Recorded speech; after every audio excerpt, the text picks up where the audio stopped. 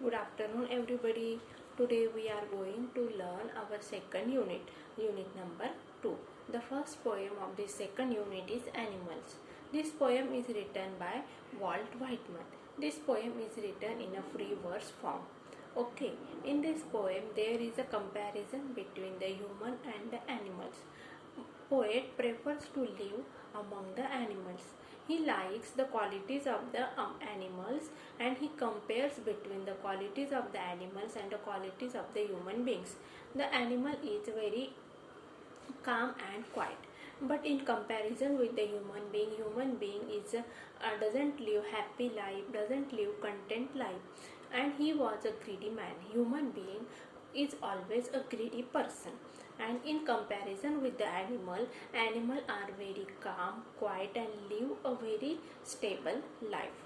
So poet wants to live with the company of the animals and he prefers to live the company because he likes the company of the animals. I have told you the qualities of the animals and the qualities of the human beings also. So poet says that animal doesn't respect anybody. They did not show their animal doesn't respect anybody, but they did not show regret to anyone. Okay, and so the poet told various qualities of the animals and he also prefers animal. So we are going to learn this poem line by line. Open your textbook. Walt Whitman, a major figure in early American poetry. In an age when all the poetry was rhyme and metrical, Whitman made a break with tradition and wrote a revolutionary new kind of poetry in free verse. Means he was non-conformist in all respect, including his social life.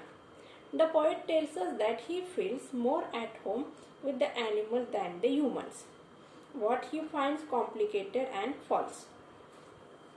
So I am going to read the poem line by line. Listen carefully. I think I could turn and live with the animals.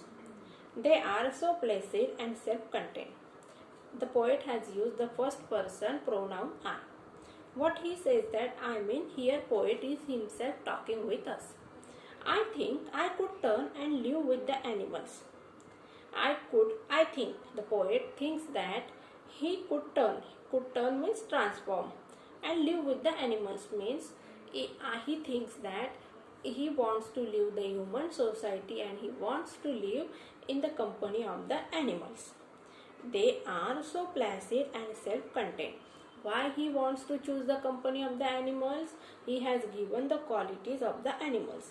They are so placid. Placid means not easily upset. And self-contained means self-sufficient. Here the two qualities of the animals are given. Animals are self-contained and also they are not easily upset. Poet imagines that poet thinks that what he thinks that he wants to transform or he wants to live with the company of the animals because the two reasons are given. Number one, animals are very calm. They are very self-sufficient. They are self-sufficient and also not easily upset. बघा विद्यार्थ्यांनो, या ठिकाणी पहिल्या ज्या दोन line आहेत त्या दोन लाईन मध्ये आपल्याला कवी स्वतः आपल्याशी बोलत आहे म्हणून आय या फर्स्ट पर्सन प्रोनाउनचा वापर केलेला आहे. काय सांगत आहे कवी की त्याला असं वाटतंय की त्याने माणसाचा जो समाज आहे किंवा जी सोसायटी आहे त्या सोसायटीमधनं बदलून त्याला कुठं जायचं आहे, ॲनिमल्स म्हणजे प्राण्यांच्या समूहामध्ये त्याला राहायला जायची इच्छा होत आहे. कारण ॲनिमल्स हे प्राणी हे सहजासहजी उदास होत नाहीत, निराश होत नाही, अपसेट होत नाही. त्याचबरोबर ते सेल्फ कंटेंट म्हणजे काय बघा, या ठिकाणी सेल्फ सफिशियंट म्हणजे त्यांचं विश्व मर्यादित आहे. त्यांचं विश्व त्यांच्यापुरतं मर्यादित आहे. बाकीच्या गोष्टीचं त्यांना काही देणं घेणं नसतं. या उलट माणसाचं कसं आहे बघा, माणसाला आजूबाजूच्या विश्वाचं फार म्हणजे आजूबाजूच्या विश्वात रम्य होणारा असा मानव हा प्राणी आहे. आपल्यापेक्षा इतरांचं काय चाललंय या गोष्टीमध्ये आपल्याला जास्त इंटरेस्ट असतो. म्हणून या ठिकाणी कवीने काय सांगितलेले की ॲनिमल्स कशा सेल्फ सफिशियंट आहे, ते भले आणि त्यांचं काम भलं, पण या ठिकाणी माणसाला बाकीच्या गोष्टी बघून किंवा आजूबाजूमध्ये काय चाललेलं ते बघून त्याच्यानुसार त्याला स्वतःमध्ये परिवर्तन करायचं असतं. या उलट ॲनिमल्सचं तसं नाहीये. ते आणि त्यांचं आयुष्य एवढंच त्यांना लिमिटेड असतं. बाकीच्या गोष्टींशी त्यांना काहीच देणं घेणं नसतं. I stand and look at them long and long. They do not sweat and whine about their condition. What poet says that he stand and look at the animals for hours and hours. They do not sweat and whine about their condition. Here again the qualities of the animals have been given. Which quality? They do not sweat and also whine about their condition. Here poet says that they do not sweat and whine about their condition. Means they did not think about their condition. Their condition, which condition they live, they are always happy. They are always self-contained. They do not lie awake in the dark and weep for their sins. What the poet says that they do not lie awake in the dark. Means animals sleep very well at the night time and weep for their sins. And means here poet wants to tell us that human beings awake at night time and he awake for not for entertainment but for repentance. He repents for his sins, the things which he has done badly in his life, and he weep for his sins or which deeds he has done all over the day. बघा या ठिकाणी कवीने परत आपल्याला ॲनिमल्सच्या quality सांगितलेल्या. काय सांगितलेलं आहे? दे do not sweat and wine about their conditions. Animals म्हणजे प्राणी कधीही त्यांच्या गोष्टींबद्दल किंवा त्यांनी ज्या काही गोष्टी कृती केलेल्या आहेत त्या कृतीबद्दल त्यांना अजिबात पश्चाताप होत नाहीत. आपल्या गोष्टीबद्दल कृतीबद्दल काय काय केलं या गोष्टीबद्दल त्यांना काही देणं घेणं नसतं. अजून काय सांगतात बघा. आणि त्याचबरोबर दे डू नॉट लाय अवेक. रात्रीच्या वेळी ॲनिमल शांतपणे झोप घेत असतात. आपण दिवसभरामध्ये काय केलेलं आहे, कुठल्या गोष्टी केलेल्या आहे या गोष्टींबद्दल त्यांना काही देणं घेणं नसतं. आपलं काम भलं आणि आपण भलं. म्हणजे दिवसभरात ॲनिमल्सचं काय काम असतं. आता समजा पाळीव प्राणी असतील तर त्यांच्या मालकाने जे काही काम सांगितलेलं आहे तेवढं काम करायचं. दिवसभर रात्री निवांत ते आराम करत असतात किंवा झोपत असतात, विश्रांती घेत असतात. पण त्या कंपॅरिझनमध्ये बघा माणसाचं कार्यक्षेत्र कसं आहे. दिवसभर मरमर करायची, काम करायचं आणि रात्री सुद्धा त्याला शांतता नसते. कारण का? दिवसभर त्याने जे काही कर्तव्य पार पाडलेली आहे त्यामध्ये चांगल्या गोष्टी पण असू शकतात आणि वाईट गोष्टी पण असू शकतात. मग आता चांगल्या गोष्टी केल्यानंतर माणसाला समाधान लाभत असतं. पण त्याचबरोबर माणसाचा अंतरात्मा जो असतो तो माणसाला त्या गोष्टी, वाईट ज्या गोष्टी केलेल्या असतात त्या गोष्टींबद्दल माणसाला पश्चाताप होत असतो. आणि मग माणूस काय करतो, रात्रभर तळमळत असतो की अरे बाबा आपण आज खूप वाईट गोष्टी केलेल्या आहेत, आपल्याकडून आज खूप चुका झालेल्या आहेत. या गोष्टींचा पश्चाताप मानव काय करत असतो, रात्री करत असतो. Means human being did not rest at night time also because he repents at his sins at night time. They do not make me sick, discussing their duty to God. They means animal. Animal do not make me sick. Make me sick means disgust me. Animal did not disgust me. Discussing their duty to God means they did not tell the poet about their duties to God. Here human beings always talks about his duties to the gods. Here duties to the gods means man worship God, but he worshipped the God as well as he was the worshipper of the he was worshipped the God, but animal did not worship the God. Means बघा काय सांगितलं या line मध्ये. दे do not lie awake in the dark and weep for their since. They do not make me six. They means animal. Make me sick means disgust me. Discussing their duty to God. आता या ठिकाणी आपली देवाप्रती जी काही कर्तव्य आहेत ती कर्तव्य या ठिकाणी ॲनिमल्स म्हणजे प्राणी कवीला सांगत नाही आहे असं कवीला या ठिकाणी सांगायचं आहे. म्हणजेच काय बघा, कवीला काय सांगायचंय की मानव प्राणी काय करत असतो, देवाबद्दल आपली जी श्रद्धा आहे ती श्रद्धा व्यक्त करण्यासाठी वेगवेगळ्या प्रक्रिया तो करत असतो, वेगवेगळ्या प्रोसेस तो पार पाडत असतो. मग या ठिकाणी मला देवाबद्दल हे करायचं, देवाबद्दल ते करायचं असं वारंवार सांगत असतो. आणि ह्या गोष्टी ऐकून कवीला काय येतो, राग येतो किंवा उद्वेग येत असतो. पण मग कवी काय सांगत आहे, मग या ठिकाणी कवीने कंपॅरिझन केली कोणामध्ये, ॲनिमल्समध्ये आणि प्राण्यामध्ये. बघा काय सांगितलेलं आहे, ॲनिमल्स कुठल्याही सेल्फ कंटेंट असतात. ते कुठल्याही गोष्टीने अपसेट होत नाही. त्या कंपॅरिझनमध्ये काय आहे बघा, मानव कसा आहे, अपसेट पटकन होतो. त्याचबरोबर तो सेल्फ कंटेंट नाहीये, समाधानी सुद्धा नाहीये. दुसरी गोष्ट, ॲनिमल्स रात्रीच्या वेळी शांतपणे झोपतात, पण त्या कंपॅरिझनमध्ये माणसं काय करत असतात, रात्रीच्या वेळी आपण दिवसभरात जे काही पाप केलेलं आहे त्या पापांबद्दल चर्चा करतात किंवा त्या पापांबद्दल त्यांना पश्चाताप होत असतो. पुढे कवीने काय सांगितलेलं आहे की ॲनिमल्स म्हणजे प्राणी कुठल्याही देवाबद्दल कुठल्याही आपली कर्तव्य किंवा देवाबद्दल कुठल्याही गोष्टीबद्दल ते कवीशी डिस्कस करत नाही किंवा कवीला सांगत नाही. पण त्या कंपॅरिझनमध्ये ह्युमन बिईंग कसं आहे, कवीला सांगत असतो. म्हणजे या ठिकाणी कवी काय आहे की ह्युमन बिईंगच आहे, पण तो काय करतो, रिप्रेझेंट करतो. एक व्यक्ती म्हणून कवी या ठिकाणी रिप्रेझेंट करत आहे. आपला स्वभाव कसा असतो, आपण आपले जे मित्र परिवार असतात त्यांच्याबरोबर आपण आपले वेगवेगळे जे आयुष्यातील कर्तव्य आहे ते कर्तव्यांचं काय करत असतो, एकमेकांना सांगत असतो, चर्चा करत असतो. आता या ठिकाणी कवी काय आहे, एक रिप्रेझेंटेटिव्ह आहे कॉमन मॅनचा. मग या ठिकाणी कवी काय सांगते की माणसं काय करतात, देवाबद्दलची आपली जी कर्तव्य आहे ती सांगून मला वैताग देत असतात. मग या ठिकाणी कवीला काय सांगायचं आहे की आपल्याला देवाबद्दलची कुठलीही कर्तव्य पार पाडण्याची गरज नाही. आपल्याला फक्त आपली श्रद्धा भक्तीतून ती व्यक्त करायची आहे.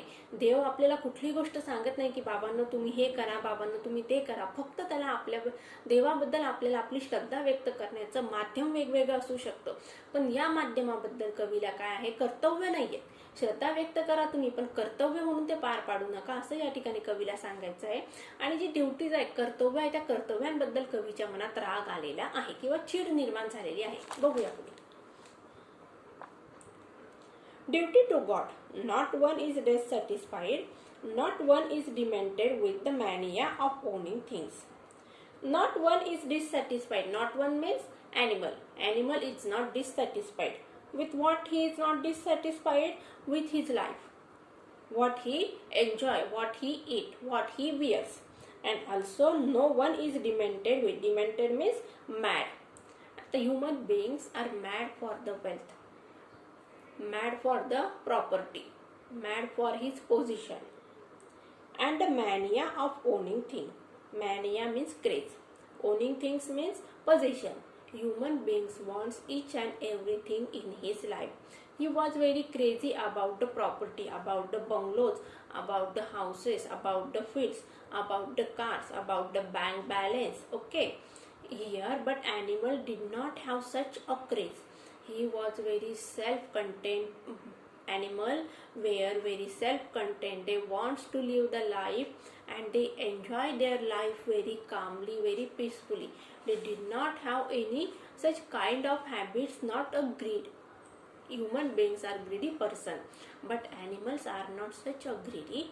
Okay, बघा या ठिकाणी कवीला काय सांगायचं आहे, त्या ठिकाणी काय सांगितलंय बघा, they do not make me sick discussing their duty to God.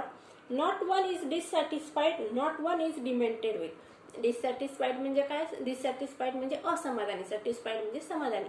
म्हणजे एक पण मी आतापर्यंत जेवढे प्राणी बघितलेले आहेत तेवढे सगळे प्राणी कसे आहेत, समाधानी आहेत, असं कवीला या ठिकाणी सांगायचंय.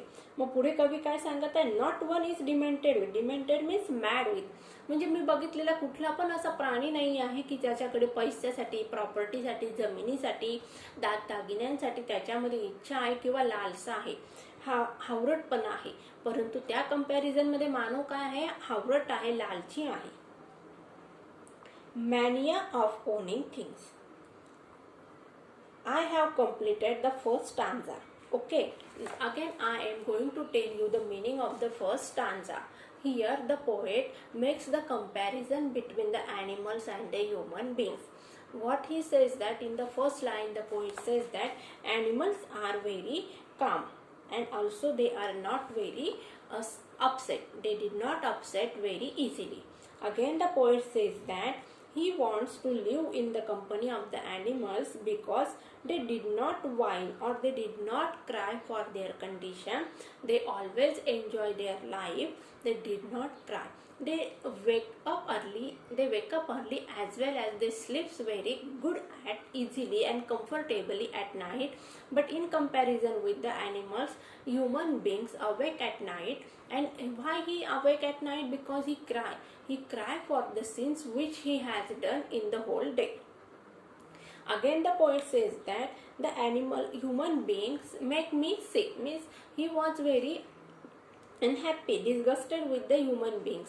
Though poet is also human, but he did not like the company of the human beings because human beings makes him upset, because they always discuss him with the duties of the god. Human was always talking, or he is always talking with the duties of the god, but animal did not talk about such a kind of duties. And also animals did not possess anything. He did not have the house, he did not want money, he did not want ornaments, he did not want cars.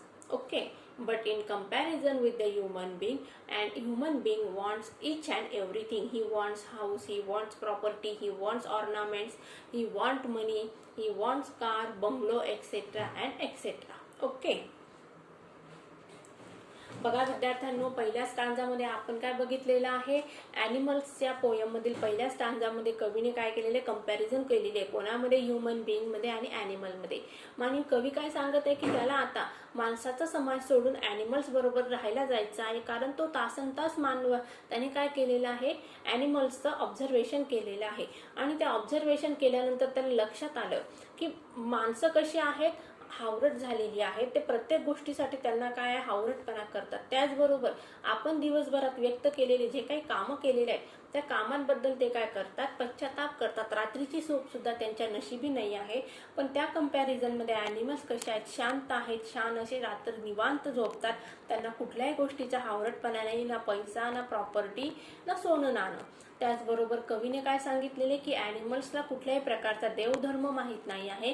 त्यांना फक्त त्यांचं आयुष्य आनंदाने जगायचं आहे. या उलट माणसं काय करतात, धर्माबद्दल किंवा देवाबद्दल समाजामध्ये प्रचंड प्रमाणात काय करत आहे, प्रसार करत आहे आणि चुकीच्या गोष्टींचा प्रसार करत आहे. आणि ही गोष्ट कवीला खटकलेली आहे. अशा प्रकारे पहिल्या स्टांजाची आपण समरी बघितली. आता येणाऱ्या नेक्स्ट लेक्चरमध्ये आपण सेकंड स्टांजाची समरी बघूया.